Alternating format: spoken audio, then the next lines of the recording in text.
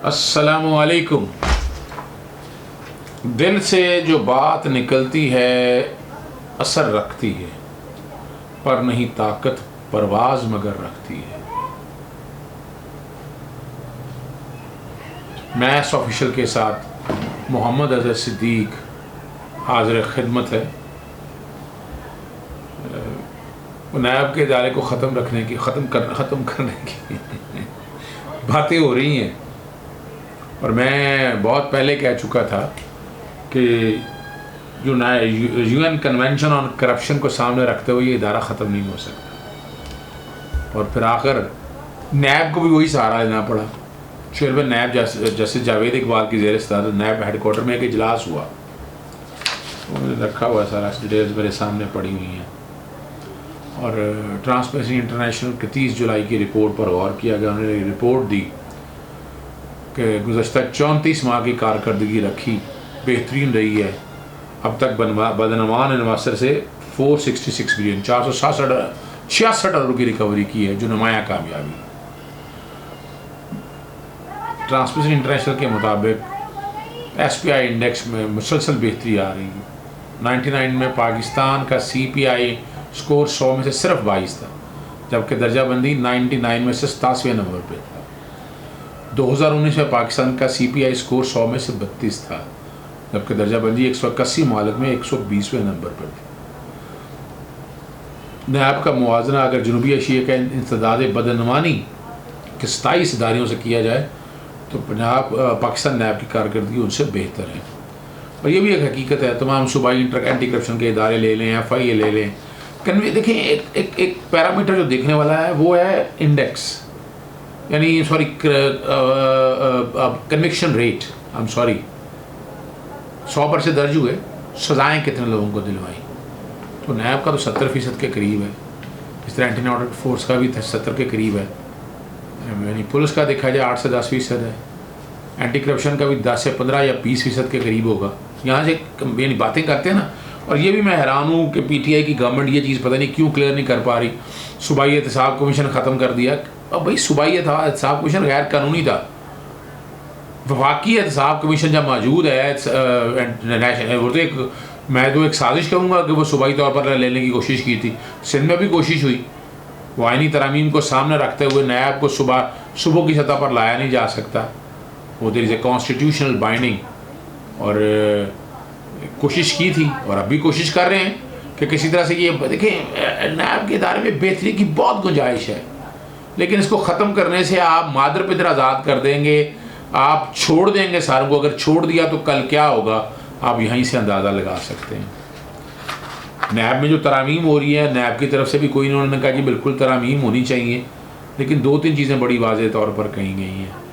एक तो FATF की जो पाबंदियाँ हैं, और NACS और UNCS United nation convention on corruption के हवाले से, और ये बातें सारी हैं पाकिस्तान ने दस्तखत की हैं। और आर्टिकल 6 के तहत नैब को नामजद करके ये इख्तियार है कि इस मुल्क में ख़ास तौर पर इंसदाद बनवाने के लिए इक़दाम करें और आलमी सतह पर तावन फराहम करें।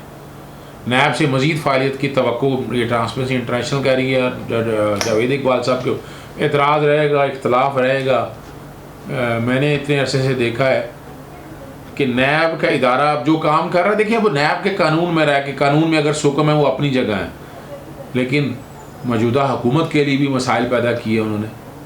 मौजूदा पहली दफ़ा नैब ने हुकूमत वक्त को भी एहतसाब के कटहरे में लाए हैं, एहतसाब के कटहरे में लाए गए।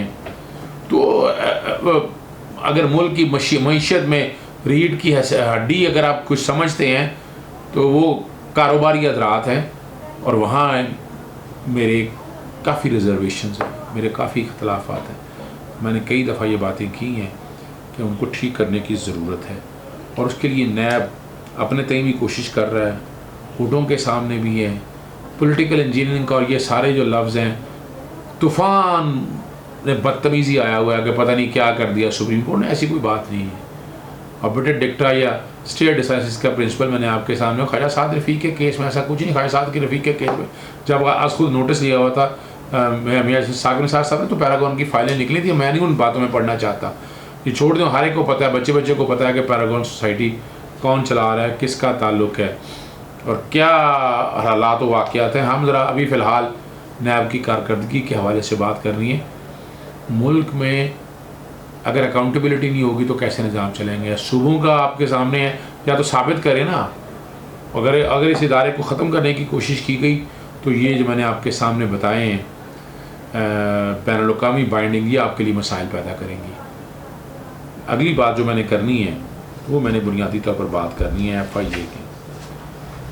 अच्छा, यहाँ भी देखें, यहाँ लगता है कि शुगर माफिया जो है और जो दोस्त अहबाब जो ताल्लुक़ वाले हैं, ये डायरेक्टर इस्लामाबाद जोन को एक ख़त लिखा गया FIA हेडक्वार्टर इस्लामाबाद से। Enclose please find copy of para F of the action matrix approved by the Federal Cabinet on 23rd June for initiating legal actions on the recommendation of the Inquiry Commission. The director has approved constituting a team comprising of the following: officer to investigate potentially fake export of sugar to Afghanistan and money laundering, etc.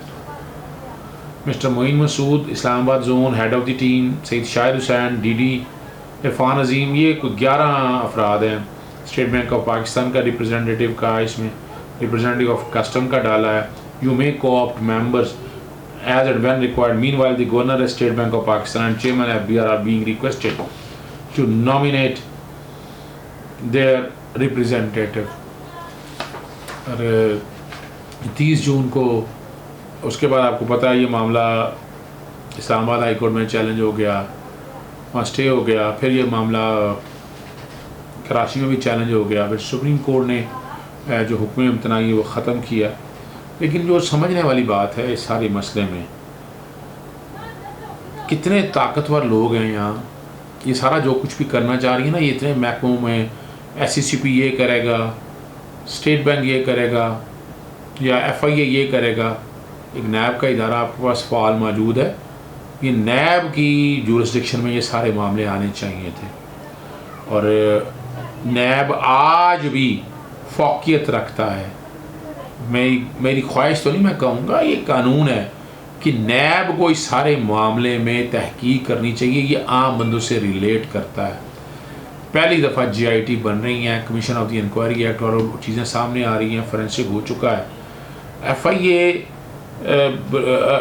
जो बातें सिर्फ इतनी है ना कि आपको अब export के हवाले से जो फेक एक्सपोर्ट की है अफ़गानिस्तान और मनी लॉन्ड्रिंग के हवाले से ये बातें करनी है, तो FIA की टीम भी नैब के सामने। अब FIA के लॉ में लकूनास बहुत है। मिसाल के तौर पर FIA के अंदर आप वारंट ऑफ अरेस्ट के हवाले से फिर इंक्वायरी पहले होनी है, पर्चा बाद में दर्ज होगा, ये बड़ा फ़र्क है।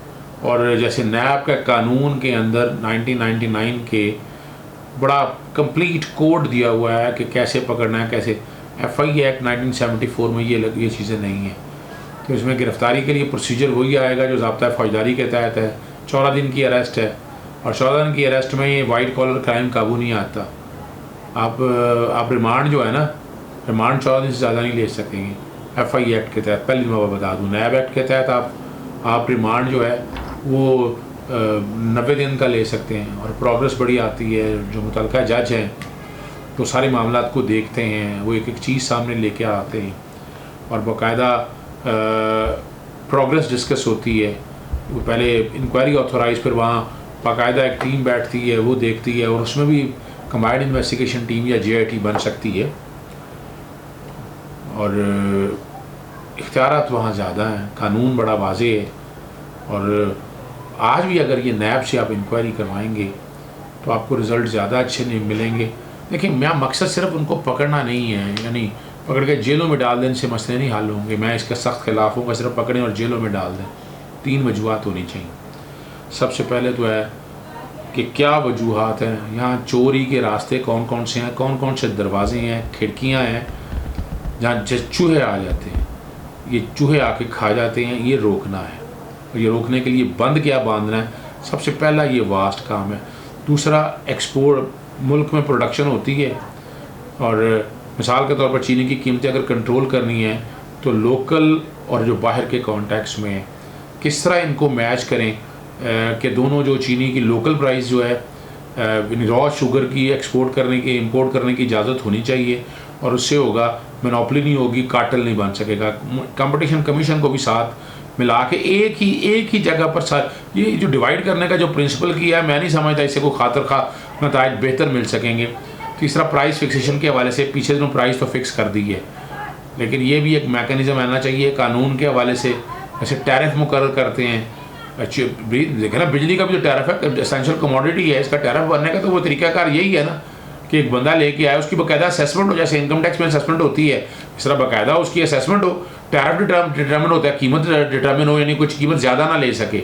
और आइंदा से, और फिर होर्डिंग कैसे रोकनी है, ज़ख़ीरा दोज़ी कैसे रोकनी है, और मार्केट में केन कमिश्नर सत्यानाश तबाही, जो गन्ना वाला है वो बेचारा रुल्ला होता है सड़कों के ऊपर, पैसे नहीं मिल रहे होते, और शो यही किया जाता है बैंकों से कर्जा लिया है, फिर एक्सपोर्ट आपके सामने पता है, एक्सपोर्ट अफ़गानिस्तान के ज़रिए होती रही है, वो शायद होती भी थी कि नहीं होती, वो चीज़ें सारी सामने आ जाएंगी।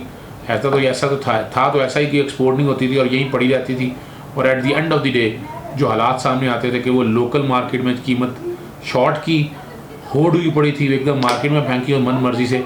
अपनी पीपल्स पार्टी के दौर में 140 रुपये किलो चीनी बिकती रही है। ये हम सब देखते रहे हैं, अनोखी बातें नहीं है हमारे लिए, ये एक नॉर्मल सी रूटीन है जो हम हर एक ने देखी है और हम सारा कुछ ये देखते आए हैं। तो इसलिए इसे परेशान होने की ज़रूरत नहीं है, सिर्फ यही है कि यहाँ बैठ के एक ऐसा तरीक़ाकार तय किया जाए कि जिसमें ये बैठ के एक ही जगह पर ये सारे लोग जो हैं, यानी जो रिबेट ली है, जो सारी चीज़ें एक ही जगह डिस्कस हुई। इजाज़त दीजिएगा, अस्सलाम वालेकुम।